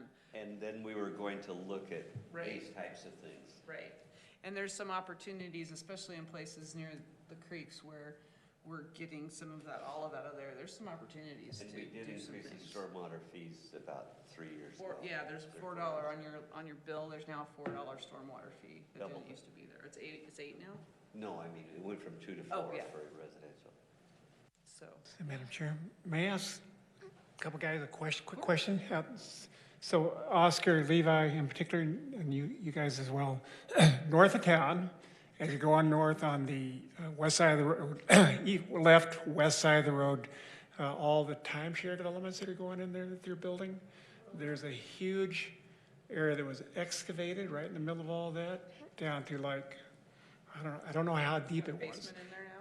Yeah, and so I think the groundwater depth is only, I don't know, 15 feet less, could be that close to the river, it could be more like Oh, it varies. 17, 16, 15, 14 feet and so on. So they went down that deep, do they have to go to French drains and all kinds of hoops to keep that basement dry. I Talking mean, I'm about in the surprised that they county. did that. Yeah, hang on, let him answer. Yeah, I haven't seen the full design, but they're responsible, for them to keep the water away from the foundation. So they might have some kind of a pump system or something to keep it out of the foundation and to come into the building if they keep the water clean. And that can be very expensive. All of those developments have to comply with the new requirements for storm water management. So basically, don't generate more. I think the basic rule is don't generate more runoff than what we currently have on that property. So if they pave everything, they have to figure out how they're going to contain and how to absorb that water into the system. Mike, are you talking about the timeshare in the city? All of those developments, so you need to be. What is that hole there that they're doing on a timeshare? World Market. Yeah. It's what? World Market. The hole is? It's a World Market timeshare. Well, I know, but what's that big hole? What's the big basement? No, that's another hotel building right there. Oh, it's a hotel? Yeah. So, anyway, let's get back on, sorry, John. I just want to make sure we don't lose track of the agenda. In terms of VCAPs, you're looking at planning scenarios, right? So, this might take a while. We have less than 5 minutes. So, there was a big flood that came down the Colorado River in 1884. It was 125,000 cubic feet per second. It's been recorded. That is the same year that Moab did their first plat. And the township is put outside of that. By the way, that's not even a 100-year. The 100-year is actually bigger than the 1884 flood. So, so we did a paleo flood study. Ours dad was the instigator. And, so I'll just be flat out honest. Good. The Colorado River has been from Dr. Hubentobler's office all the way to the junction of the Potash Highway. And honestly, if you look at what it might be in a really big event, I live on First North between Main Street and First West. I will have riverfront property. And the During water that was up size to Dr. event. Hugentobler's office? Well, next time you go down 191, you'll notice that the whole road rises up to Hubentobler's office. Yeah. And then it goes back down again. So so where Hubentobler's office is, the Colorado River has been there 3 times in the last 2,000 years. So the point is Moab understood floods in 1884. They do not understand. Right. And there's a difference too between the Colorado River flooding and our monsoonal events that bring the water from the rims in through the town. There's 2 different things going on here. So, anyway. And sorry for cutting you off, John, but I want to. So there's a lot of critical infrastructure in the Colorado River floodplain, including the sewer plant. Yep, right there. And the bridge, so, by the way. Although we did raise it when we built the new plan. Well. Yes. But it's that deep though. So, the new highway bridge, those guys call us, we want to see your flood study. But that bridge is underwater. Yep. It's underwater. Well, that's outside of the city limits at this point in time. Well, and we need to, yeah. So back to what you need from us. Sorry. So these were some of the other recommendations that came up. And so last night, really, it was the first time anyone saw them. And so, basically what we wanted to do is, we don't have to decide on this today, but maybe look through the resolution that has these summarized and say which ones we, they're right from And there. that's this, right? Yeah. So this item I tend to be really thick in meetings, so I tend to put my numbers on them. But this is a resolution adopting vulnerability, consequences, and adaptation planning recommendations. So all these things Rosemary's showing us here are in this document. So. Right, and two of the motions last night were, oh, do you want to look at these all and adopt all of them? Do you want to look at them and adopt some of them? Or do you want to ponder this a little more? And, you know, rightfully so, they're like, well, we're going to ponder. And Arnie goes, yeah, we're going to bring it up tomorrow. So you'll have plenty of time, so. So should this be an action? Did we adopt it, or did we put it off for one more meeting? I can't remember. You think I would know? You put it off, you broke my Oh, heart. one more meeting, yeah. No, I'm just kidding. I totally get putting So that what do off. you want from this group? So maybe our homework could be to say which ones you think are priorities or which ones should go forward.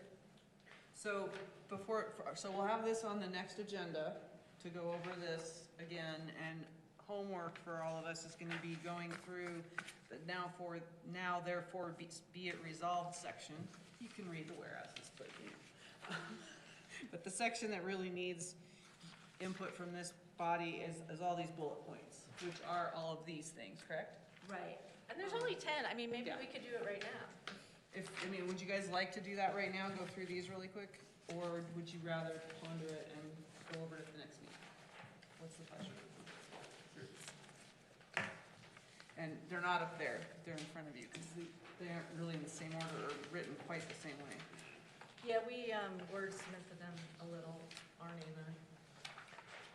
So there it is. I found it. Yeah, it's in there. So if you grab It's a big this, file. we can go through this. The first one we've got is evaluate repairing the connections to groundwater and sewer service agency in order to reduce its winter groundwater pumping and manage our winter outflow, which we talked about. And we made that recommendation We last month. already made that We made recommendation. that recommendation last month. Okay, so we've already done something. We didn't even know it. Yeah, I would Do you guys quibble with the use of the word repair. And forgive me if I'm wrong, but Dana came, say where John's sitting right now, and said, hey, we, the county, would like to use your winter overflow, and we could hook in, and we'll assume all the cost, and no skin off your back, and we'll go look at it, kind of thing. So I don't think of it as being a repair in the sense that something is broken. Well, there used to be a connection there, Levi, between GWSSA and the Moab City. And I believe it was about 6 years ago that it was found to be leaking, and that connection was 6 or 7 years ago, that connection was taken apart and sealed off because it was leaking. I could assume why it was done that way at the time. I don't need to go into that at this point in time. But what we're essentially saying is that the connection's already there, which is why the. Oh, really? I didn't know That's that. why it's a repair. That's why it's a repair. The connection is Or already there. reestablished, if you'd rather put it that way. But. Okay, that's great. I didn't I think know that. we asked Chuck to take a look at it, and I talked to him, There's discussion, I have another connection. and it was the price. There has been That's some what- discussion on that. That was our recommendation, was that the city staff look into it.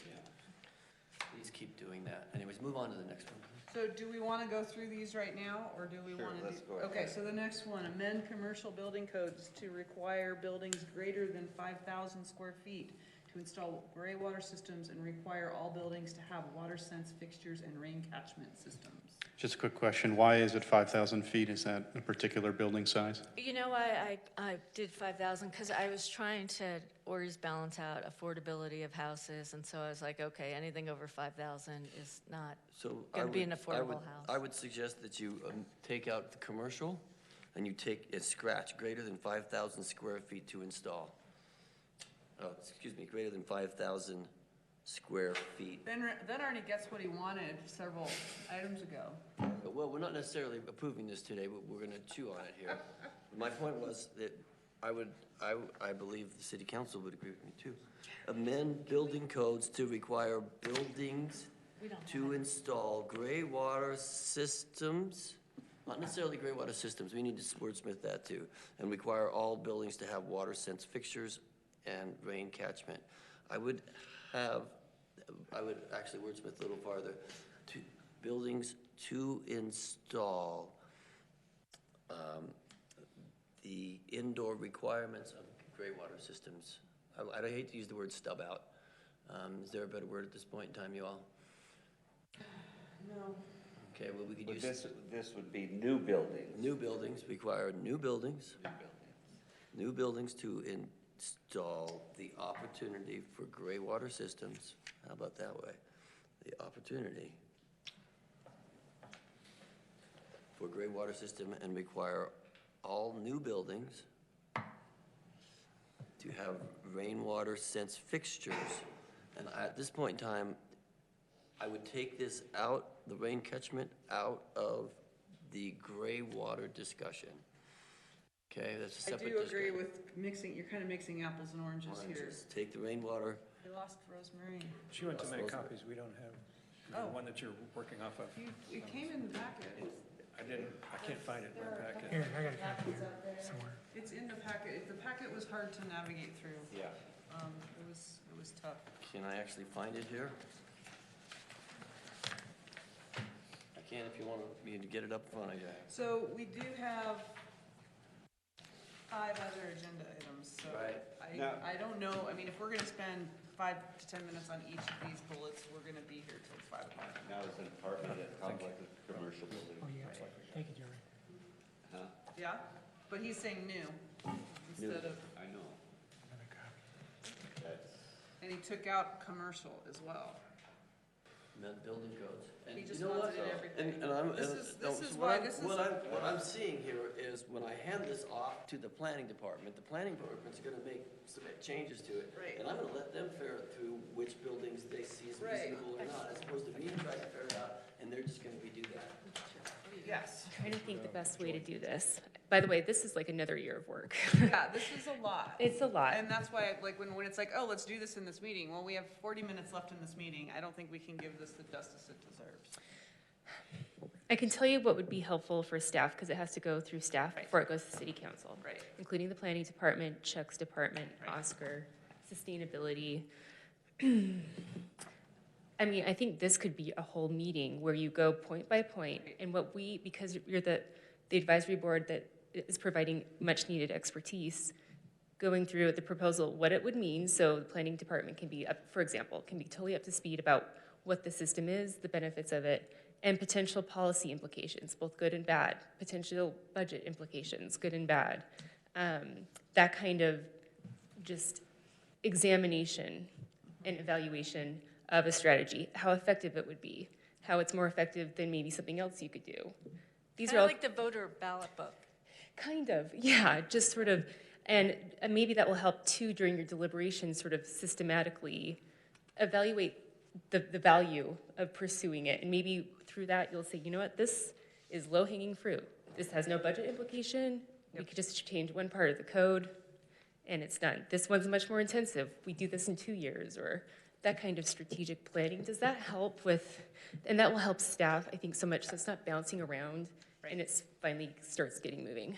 And I think I have a suggestion related to this.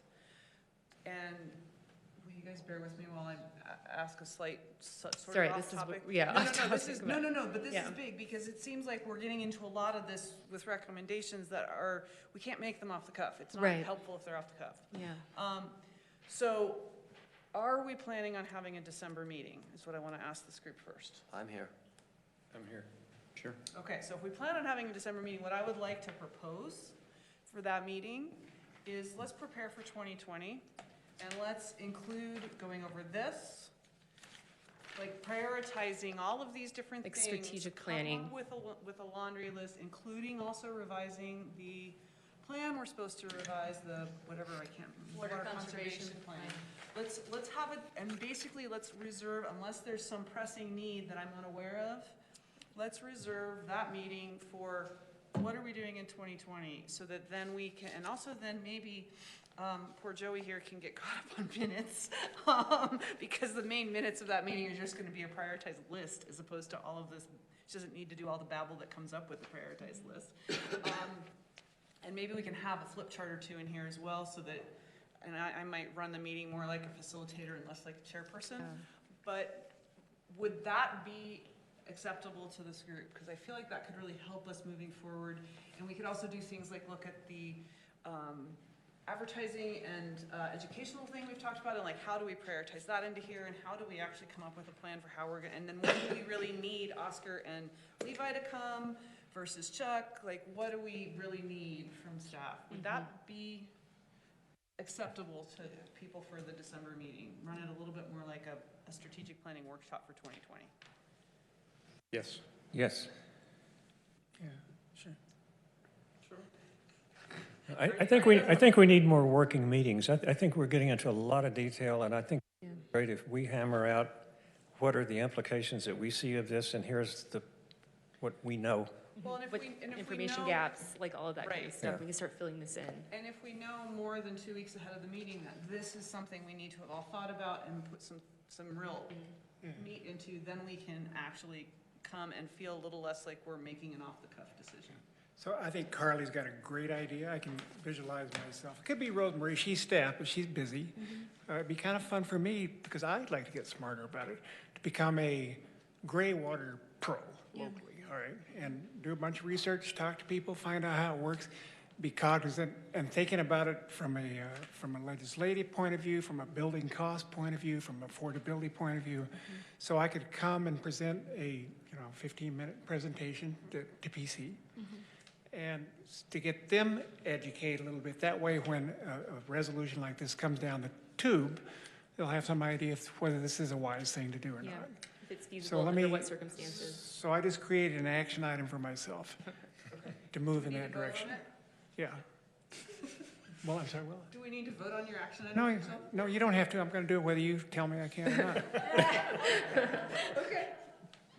But I think that's a great idea, Carla. I mean, Just to Arnie, with help all us, due respect, keep it I'm moving. leery. We've been fighting this battle for over a year now. I mean, because oftentimes you're proposing things to lay on council with, and I think necessarily education, and for all of us, as well as them, has to come first. Yeah, Yes. definitely. And that's, I guess, what I'm kind of sensing with this.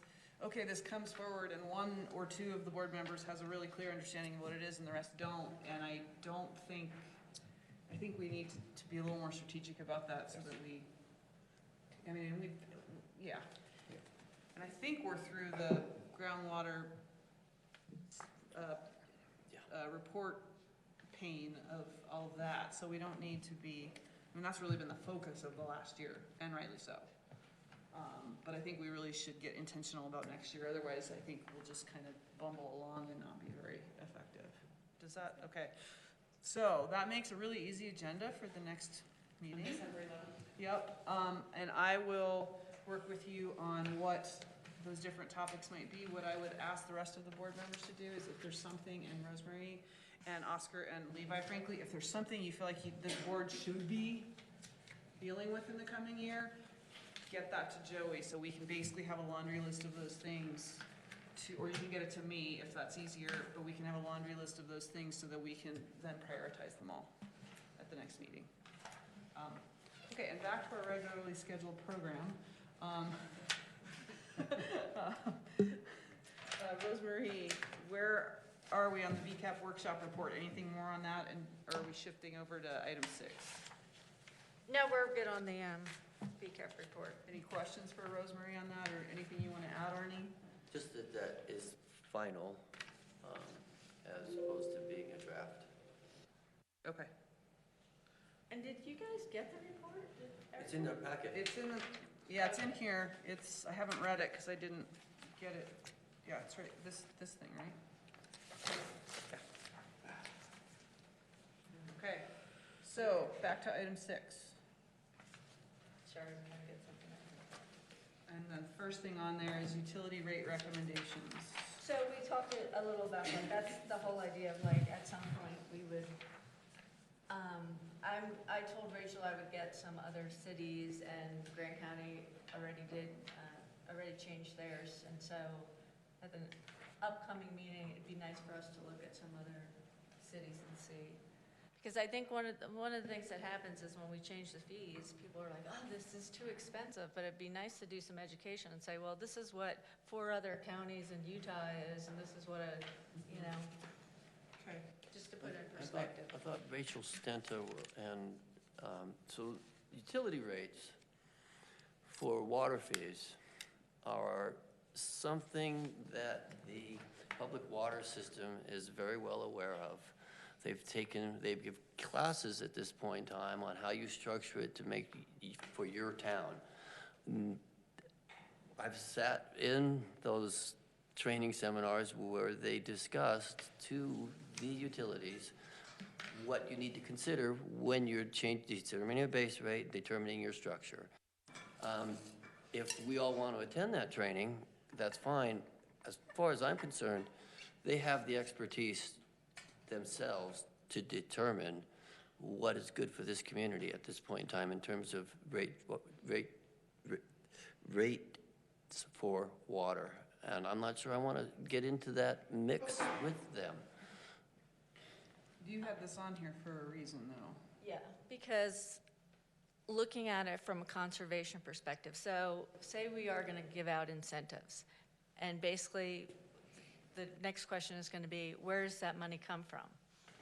And so when you look at a rate, there's one thing to look at how much does it cost to operate the system, and there's another thing to say, oh, if we wanted to do the system a little different, if we don't want to do pipes and we want to do green infrastructure, well, is there any money to do that? And so I'm saying as a board, we could look at those rates and say, does it take into consideration the things that we think are important? I'm happy to do that. And we can, So, Otherwise, realistically, it's Oscar, not going to right? happen. Is Oscar right? I mean, Oscar, right?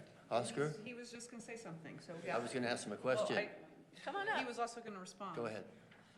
well, I mean, there's certain, Can you come to the microphone so that Joey can, sorry, it becomes an issue. and, I'm kind of new to Utah, but there's some legal requirements that we have to comply with on what we can include on the rates to begin with. So I think it's a good idea for you guys to think about what you want to fund, but then for us, we already have, engineering firm that helps us with determining where a rate should be and how we set them, right? And we have to comply with Utah kind of state code. So we have to keep that in mind. That's already, we cannot just throw anything in it, yeah. You didn't go to law school. Got Yeah. my degree. Yeah, so I mean, that's my, concern, and we're actually in the middle of it. I think we're gonna get a new rate study this year. Yeah, that's what she was saying. So Rachel was doing the rate study, but she said, I'd like to get feedback too. Yeah, so it's, but I don't think like I say, I think you can tell us what you would like to fund from our, it's an enterprise fund, so we can make money on it. It's kind of, it has to sustain that particular enterprise, which is, our infrastructure and our operations. And then if you want to incentivize people to do good things, we have to take it out of that, right? So how we build it into the rate. Let us know what it is and then see if we can build it into it. And so what the discussion may end up being is making sure we understand what goes into determining these rates, what it can be spent on, and then what is it that could be recommended in terms of green infrastructure, things that could actually be done that might help the system work better. Yes. So I think that this sounds like then, this isn't an action item per se, but this might be one of those things we want to put on next year's list for prioritizing. Absolutely, yeah. And then that would definitely be a time we would want Oscar and possibly Levi here too, so that we don't go off the deep end with some really wild idea of what it is that we think we want or don't want. Does that seem, and now Arnie, you had a question expressly for Oscar? I basically was going to, he was answering the question. That's what I was thinking he was going to, which is why As long as I've got Oscar up here, can I ask him a question about the new, Oops, sorry. Yes. the new water tank? Yeah, so that's part of our, Rate study and why you're doing it. capital improvements, right? So we have, basically, there's two things that are kind of big in there, and it's in our master plan. The master plan is available to everybody on our website, the water master plan. And basically, it's a new water tank and a new well. That's to support two things: fire suppression capacity, or and then also future growth. So, And where are we on that? so we're going through the process of reviewing the CI program. We have over $60 million of really backlog on that, and kind of prioritizing those things. I think Is that going to require a rate increase? it's going to be, it probably, I'm not, I'm not certain. But or we have to think about how we're going to finance it, because we don't have the capital, I think. So either You're going to go out and borrow it, or borrow get it, grants. and then just, see if the current rates will support the payment for that. But that's going to be a discussion with the city council, and yeah. And the state does look at that, and they determine if your rates are right or not, and Exactly. make you raise your rates, so, Yes, yeah. yes, they'll review that, and they say, what are you guys doing, or they give recommendations, or, yeah. So I think it's a little premature maybe to This is be thinking about raising rates until we know exactly. Yeah, we have preliminary costs, but we still haven't done the full analysis on whether that's going to be a requirement. Yeah. So all of this comes into play when we decide where we prioritize this discussion in 2020.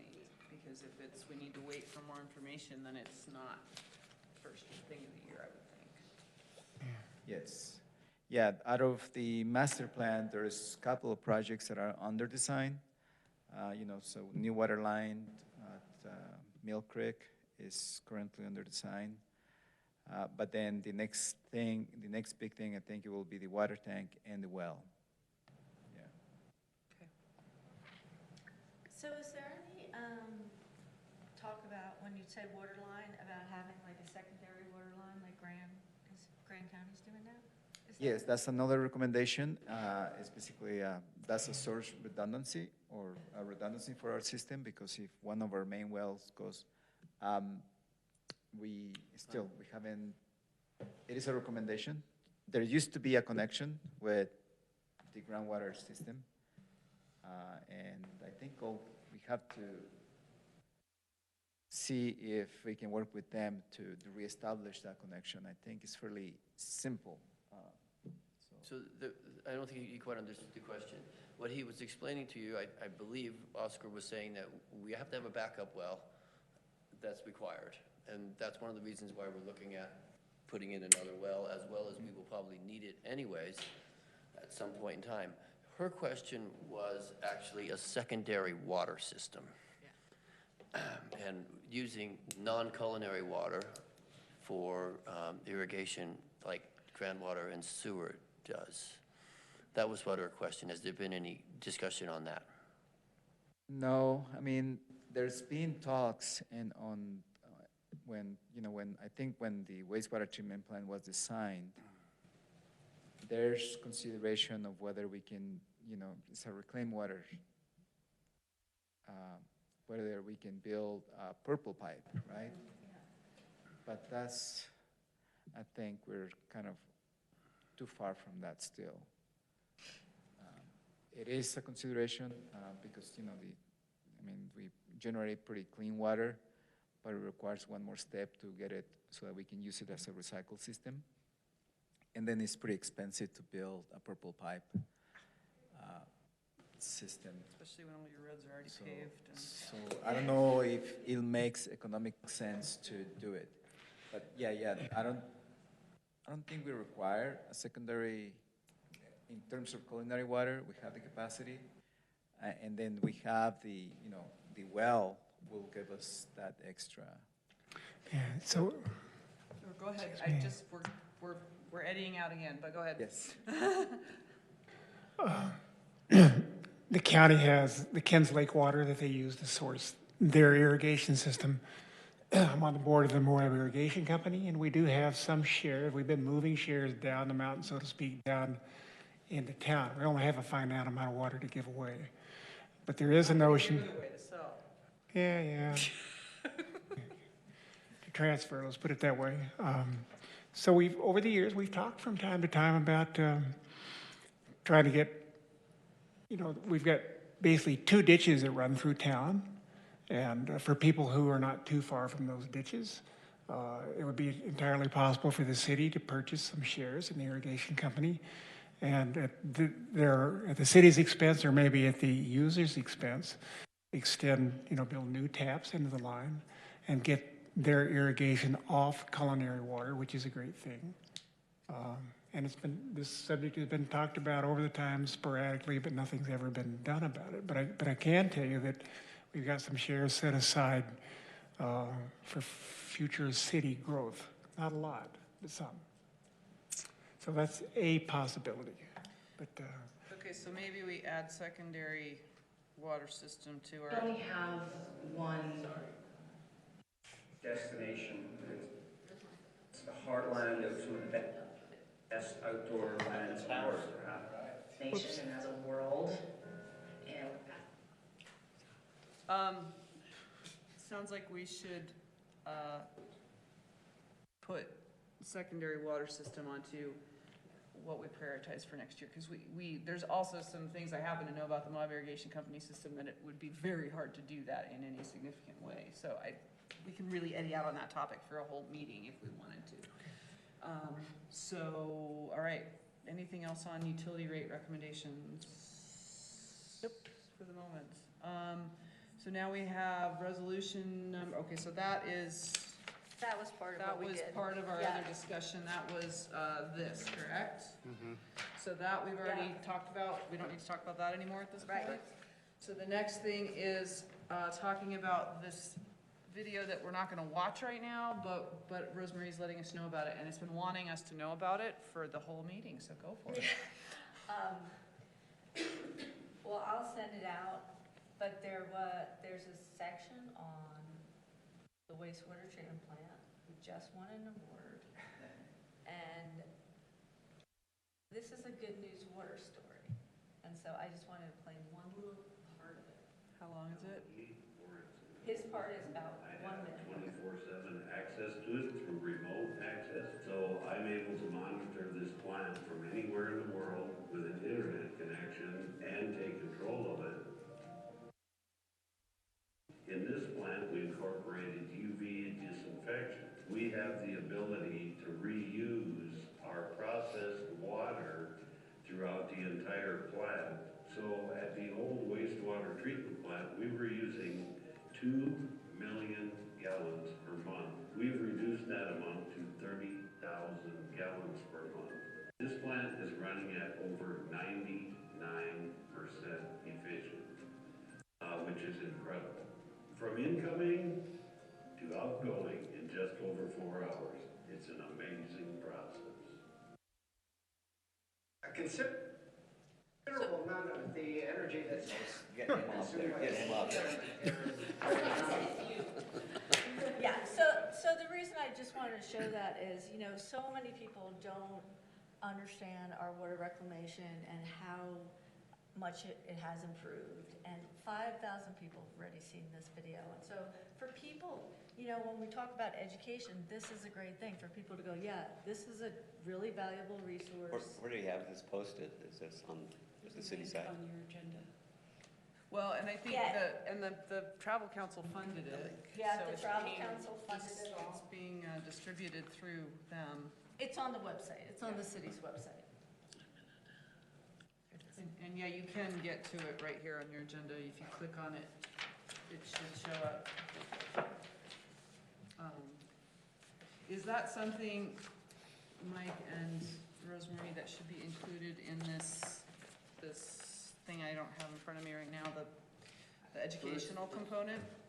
Or is that just something you should think about, if you might want to include that? Or not, you don't have to answer it. I don't think it's part of the educational thing, because the educational are different campaigns. Okay. Just asking. Yeah, and then the only other thing we have about is, and Andrew, do you have those numbers with you? The water saving? Yeah. No. Yeah, okay. I just wanted to record out, so we've been giving out these efficiency kits, and we're up to like, over 390, I think, and so we calculated out all the water savings, so I'll report back to you. Oh, I see, so that's, okay, Yeah. so that's what you've been impressed, so that'll be on Yeah. the next agenda to, Yeah. an update on that. Yeah. Maybe your staff update or something. Yeah, Okay, so that's it. okay. Any questions for Rosemary on any of those topics?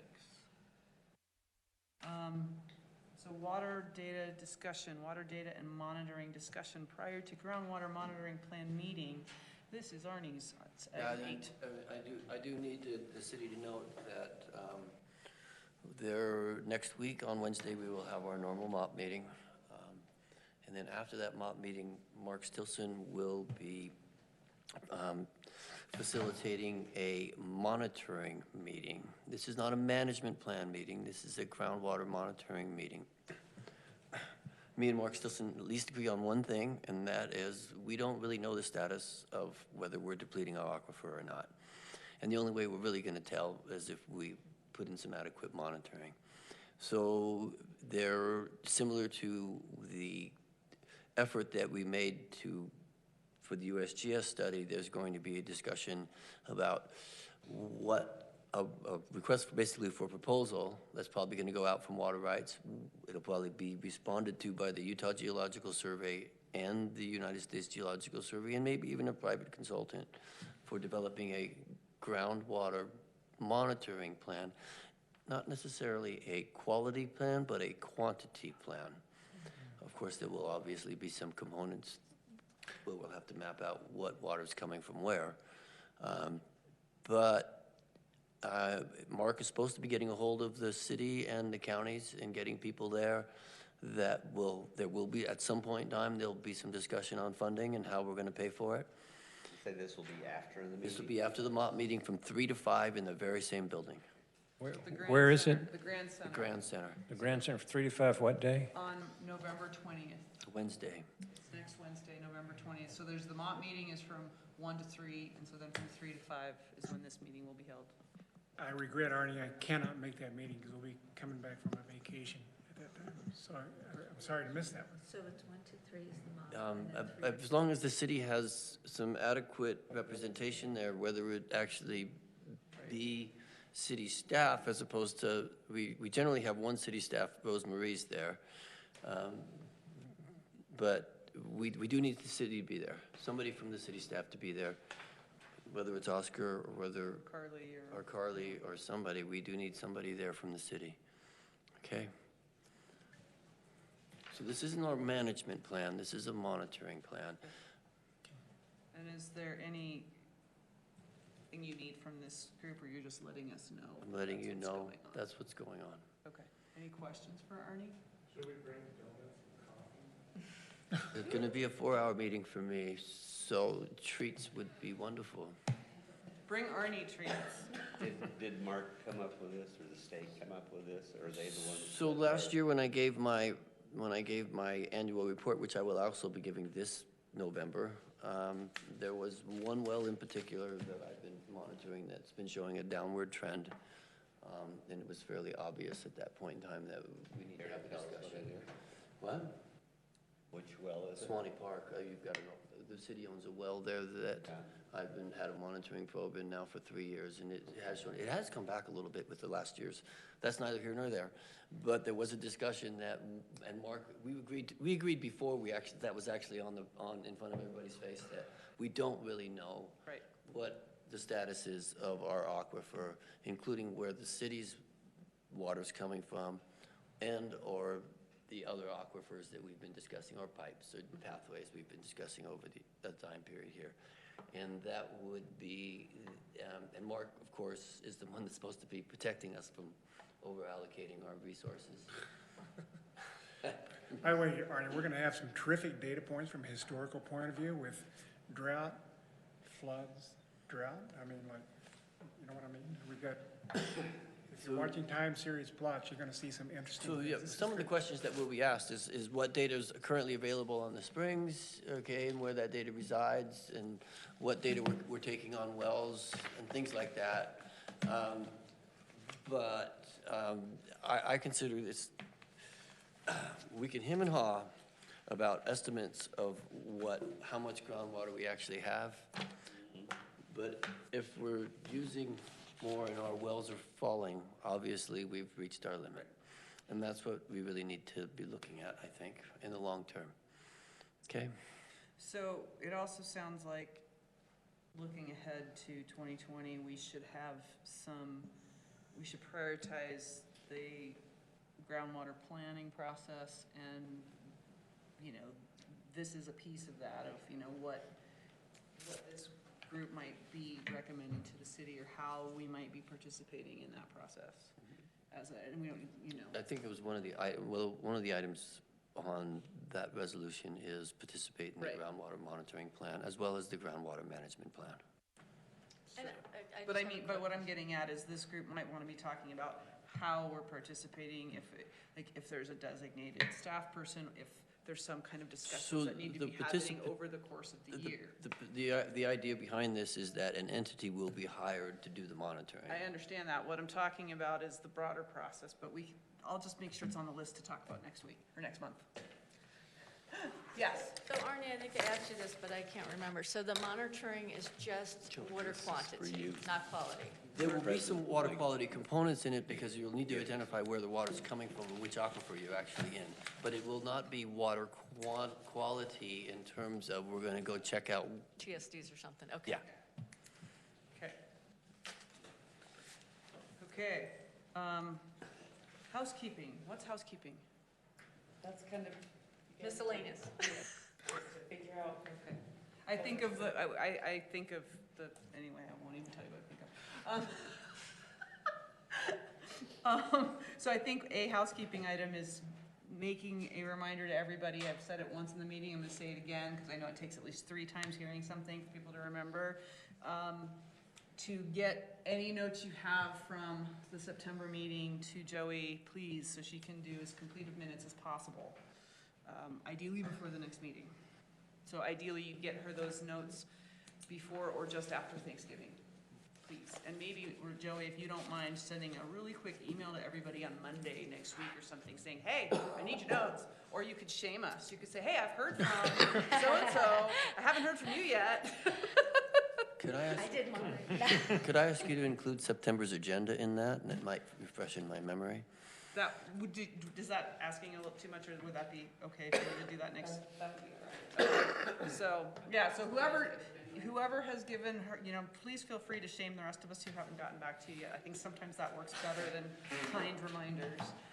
Any other housekeeping that we've got? We're gonna have the next meeting in December. Anything else? What's the date? It is the 11th. Okay, future agenda items we've been talking about as we go, so anything else I need to add to that list for now, or are we good? I'll get the list I've written down to you. Do we have a motion to adjourn 8 minutes early? I think Kyle's ready. Okay. We're done. Thank you, guys. Hey, Kara.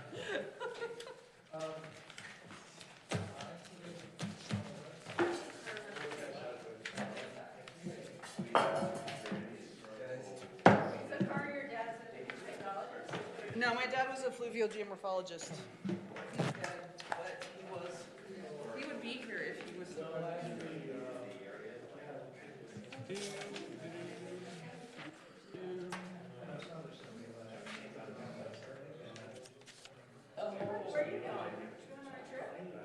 Yeah, we're just gonna go car camping down towards southeast New Mexico.